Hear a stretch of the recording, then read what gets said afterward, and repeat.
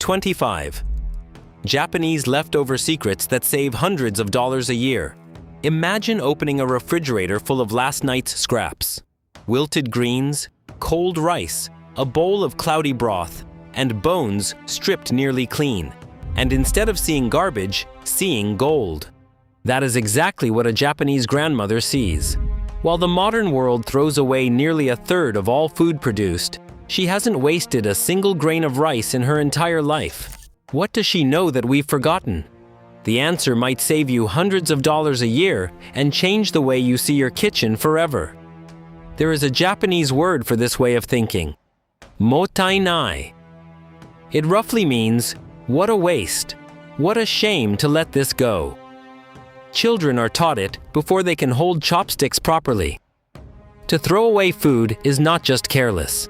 It is a small failure of respect. And out of that respect came extraordinary creativity. Every scrap became an opportunity. Every bone became a foundation. Today we are counting down 25 Japanese leftover tricks that will change the way you cook forever. Let's get into it. Rice rescue. Let's start with rice, because in a Japanese kitchen, rice is everything. It is the beginning of the meal, and quietly, the beginning of the next one. Trick 25. Day-old rice makes better fried rice. Fresh rice is actually terrible for fried rice. When rice is freshly cooked, it is soft, moist, and clumpy. Toss it in a hot pan and it turns into mush. But leave that same rice uncovered in the refrigerator overnight, and something magical happens. The grains dry, firm up, and separate. Each kernel becomes its own individual soldier, ready to take on high heat, soy sauce, egg, and whatever leftovers you have hiding in the crisper drawer.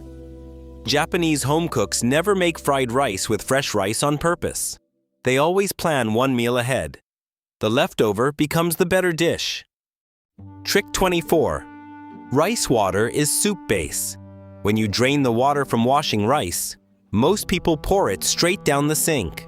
Stop. That cloudy, starchy liquid is the beginning of a soup base that costs absolutely nothing. In Japanese kitchens, rice water is simmered with ginger, a few vegetable scraps, and a pinch of salt until it thickens slightly. It becomes a gentle, nourishing broth that has been used for centuries to soothe sick stomachs and to stretch a meal for one into a meal for three.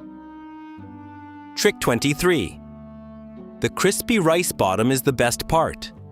The golden crust that forms at the bottom of the rice pot has a name in Japanese: ochazuke. And in traditional cooking, it is considered the best part. This crispy layer is intentionally created by leaving the rice on low heat just a little longer at the end. Once broken apart, it becomes a crunchy base for soups or a topping for grilled fish. Some Japanese restaurants charge extra for it. You have been scrubbing it off your pot and throwing it away. Trick 22. Ochazuke from leftover rice. When only a small amount of rice is left in the pot, Japanese cooks do not throw it out or forget about it. They pour hot green tea or dashi directly over it. Add a small piece of grilled salmon, a bit of pickled plum, a scatter of nori, and you have ochazuke. Humble, quiet, deeply comforting.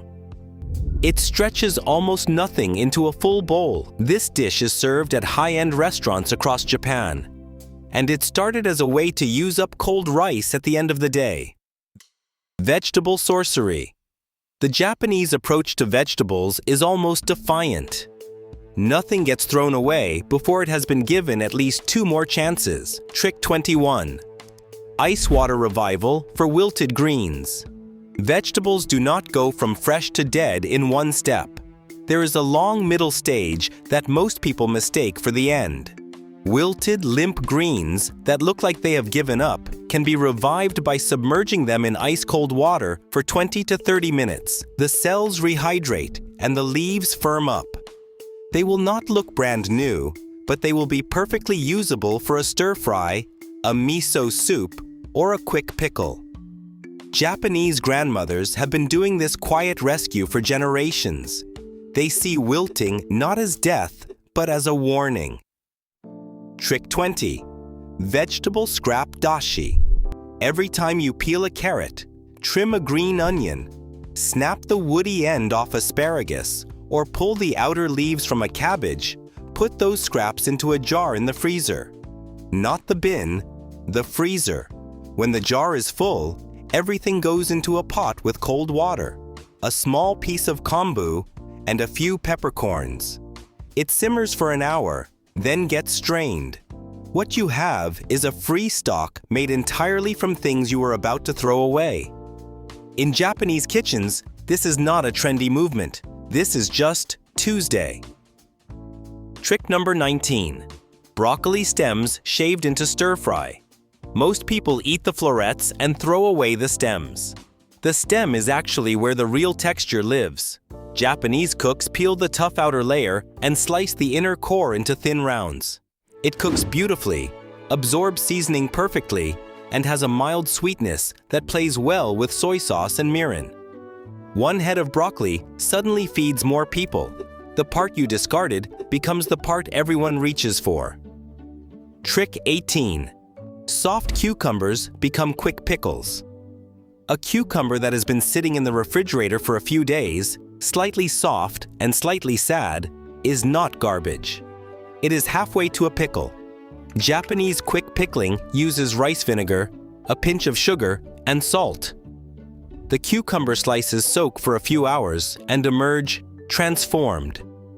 Bright, sharp, and crunchy enough to sit alongside a bowl of rice as a palate cleanser. This is a trick that turns a vegetable on its way out into a condiment on its way in.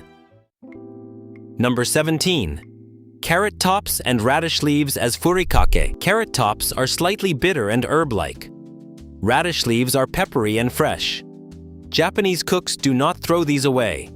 They chop them fine, salt them lightly, dry them briefly in a pan, and mix them with sesame seeds to make a homemade furikake. Sprinkle it over hot rice, and you have transformed something the grocery store usually cuts off before it reaches the shelf into a savory topping that would sell for $8 a jar in a specialty store. Meat magic. Meat is where Japanese leftover wisdom becomes genuinely remarkable, because meat is expensive and nothing about an expensive ingredient gets wasted. Trick 16. Leftover pork becomes gyoza filling.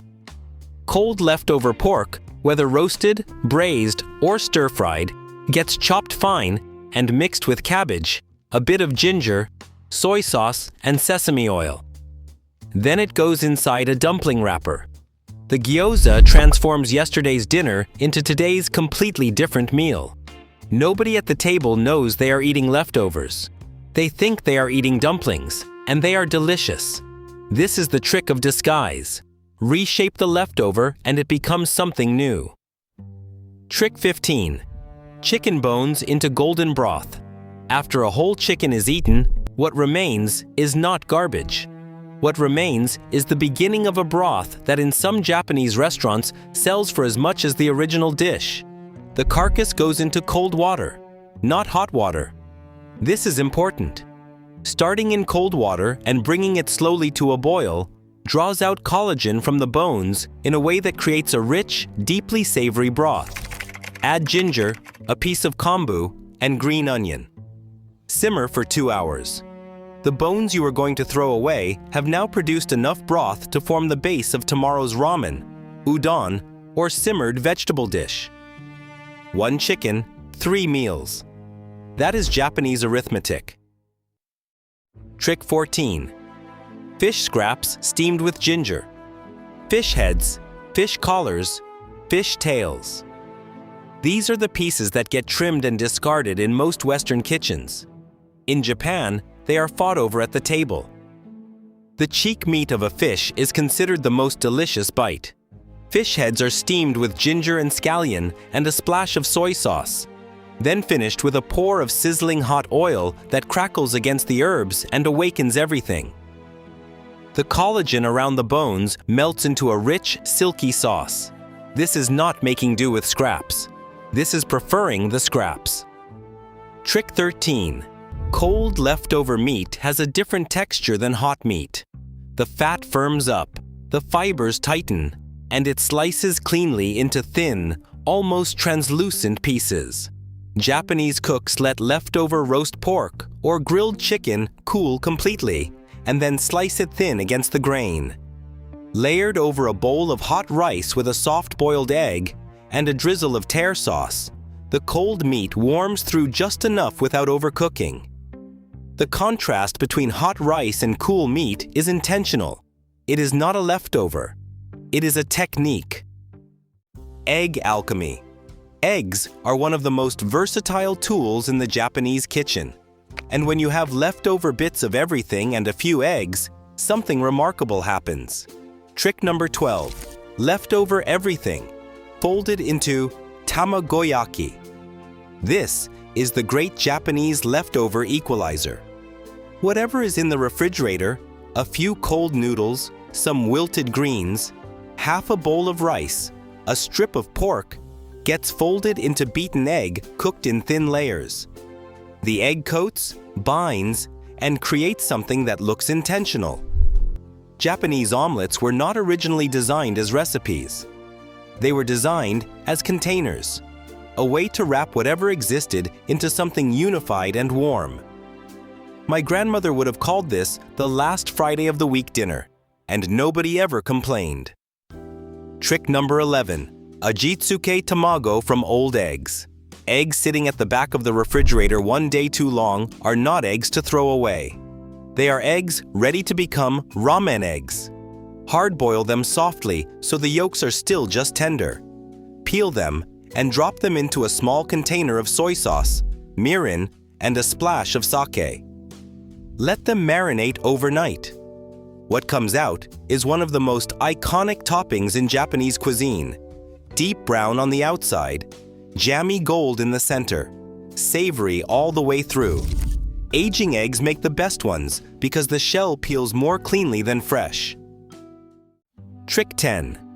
Steamed egg custard from broken yolks. When a yolk breaks during cooking and the egg can no longer be fried properly, it goes into a bowl. Every broken yolk gets saved. Once enough have accumulated, warm dashi is whisked in at a ratio of roughly 1 part egg to 1.5 parts liquid. The mixture is strained, poured into a shallow dish, and steamed over low heat until it sets into a trembling silky chawanmushi. Finish with a few drops of soy sauce on top. This is one of the most refined dishes in Japanese cooking, and it starts with eggs that were technically mistakes. Bread, dough, and starch saves. The Japanese relationship with rice, noodles, and starches follows the same logic as everything else. If it was worth making, it is worth saving.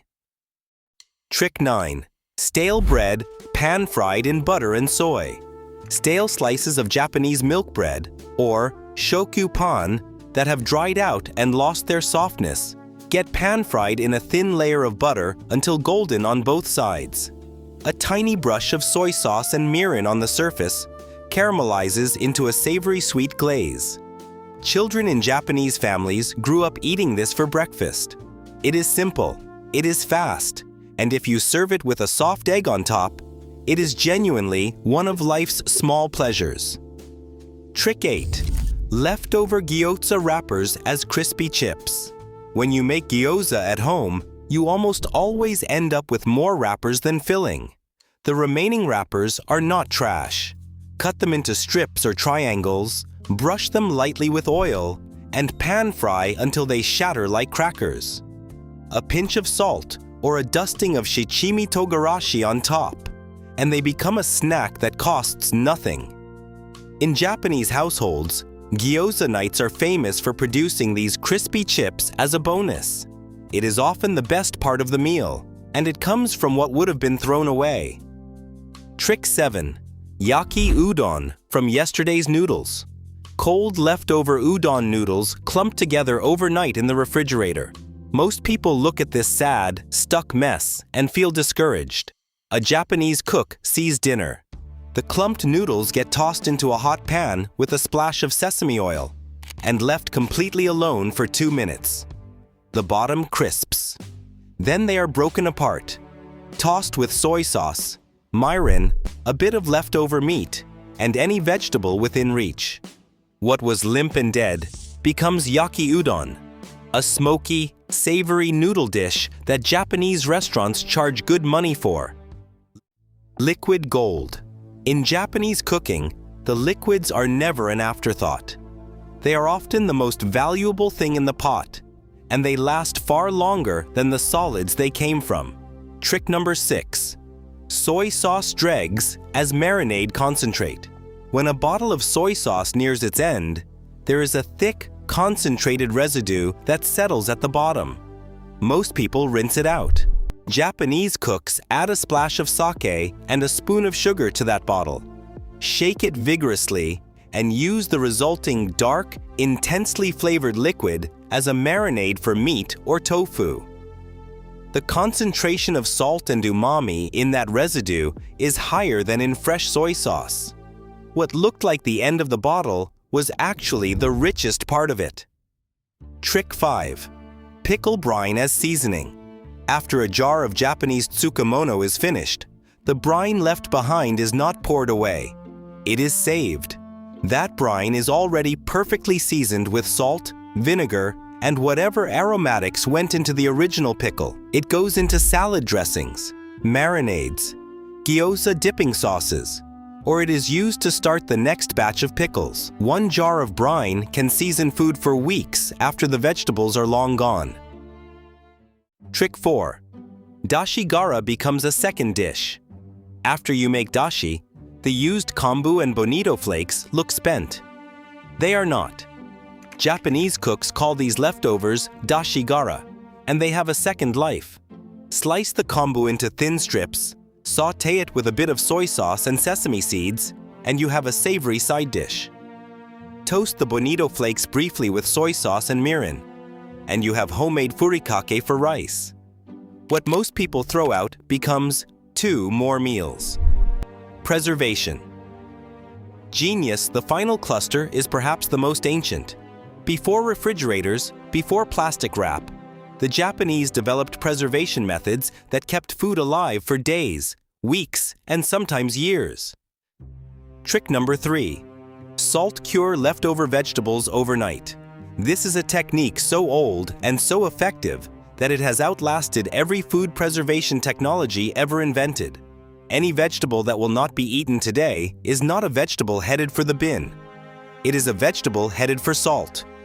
Slice thin, toss generously with salt, leave in a bowl for several hours or overnight, and walk away. Salt pulls moisture out through osmosis and takes bitterness with it. What remains is a vegetable that is naturally preserved, slightly concentrated in flavor, and transformed in texture.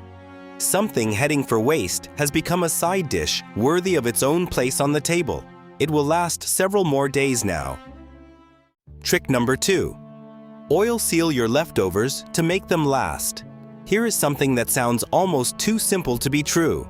When a leftover dish is stored, whether it is braised pork, cooked greens, or a seasoned paste, a thin layer of oil is poured carefully across the top before the lid goes on. That thin shimmering layer becomes a seal. It sits between the food and the air, and that matters enormously because air carries oxygen, and oxygen drives spoilage. No air reaching the food means the food lasts significantly longer. And when the container is finally opened, that oil is spooned out first and used for cooking, now carrying the flavor of everything it spent days sitting above. The leftover seasons the oil. The oil protects the leftover. In a Japanese kitchen, nothing works alone. Trick 1. The most powerful trick of all. Nukazuke, or fermenting your scraps into something better than the original. This is the trick that might actually change everything for you. Small scraps of vegetables that have no obvious future. The ends of a daikon, a carrot going soft, a lonely piece of cucumber, do not vanish into the bin in a Japanese kitchen. They vanish into a bed of nuka, which is fermented rice bran. Traditionally, every Japanese household kept a nukadoko, a jar of live rice bran seasoned with salt, kombu, and water, tended to daily like a small garden. Vegetable scraps get pushed into it and left for a day, sometimes two. What comes out is transformed, bright, tangy, deeply flavored, alive with beneficial bacteria that modern research is now confirming support gut health in ways probiotics from a bottle cannot match. The nukazuke never empties. Japanese families have kept the same nuka bed running for decades, sometimes generations, the flavor deepening endlessly. It costs nothing. It wastes nothing. And it tastes like something a chef spent years perfecting. The scraps were never garbage. They were just waiting. Here's what strikes me most about all of this. None of these 25 tricks require a special ingredient, a piece of equipment, or a cooking class. They require attention. They require the decision to look at what you have and ask, what else can this become? The Japanese kitchen philosophy is not about restriction. It is not about eating less or going without. It is about respect. Respect for the food that grew, the energy that cooked it, and the person who will eat it. Every grain of rice that went into that pot was planted, tended, harvested, and prepared by human hands before it reached yours. Throwing it away is a very long insult to a very long chain of people. Hundreds of dollars a year sit in the bins of modern kitchens, wrapped in the illusion that fresh is always better, and leftovers are always less. Japanese grandmothers figured out the opposite was often true a very long time ago, and they were right. If you want to know more about how Japanese kitchens have quietly turned everyday habits into extraordinary wisdom, there is another video waiting for you right now. Go watch it. I think you'll find it changes a few more things you thought you already knew.